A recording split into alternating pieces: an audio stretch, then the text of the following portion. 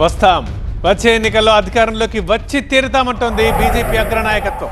అధిష్టానం నమ్మకాన్ని ఎలా నిలబెట్టుకోవాలి, ఈ రాష్ట్ర కమిటీతో పార్టీని ఎలా అధికారంలోకి తీసుకురావాలని తలపట్టుకుంటున్నారట BJP Telangana chief Ramachandra Rao. State లీడర్లంతా స్టేట్ కమిటీ కార్యాలయానికి వచ్చి కూర్చుంటే క్షేత్రస్థాయిలో పార్టీ ఎలా పుంజుకుంటుంది అని ఆగ్రహం వ్యక్తం చేస్తున్నారట. తెలంగాణ బీజేపీ రాష్ట్ర కమిటీ సభ్యులపై ఆ పార్టీ అధ్యక్షుడు రామచంద్రరావు అసంతృప్తితో రగిలిపోతున్నారట. రాష్ట్ర కమిటీలో స్థానం దక్కేంత వరకు ఇది చేస్తాం అది చేస్తామని బిల్డప్ ఇచ్చిన నేతలు తీరా పదవి దక్కాక పార్టీ కార్యాలయానికి పరిమితమవుతున్నారట. ప్రెస్ మీట్ లో అధ్యక్షుడి పక్కన నిలబడడం తప్పితే జిల్లా స్థాయిలో కాదు కదా, కనీసం గ్రామ స్థాయిలో కూడా పనిచేయడం లేదని మండిపడుతున్నారట రామచంద్రరావు.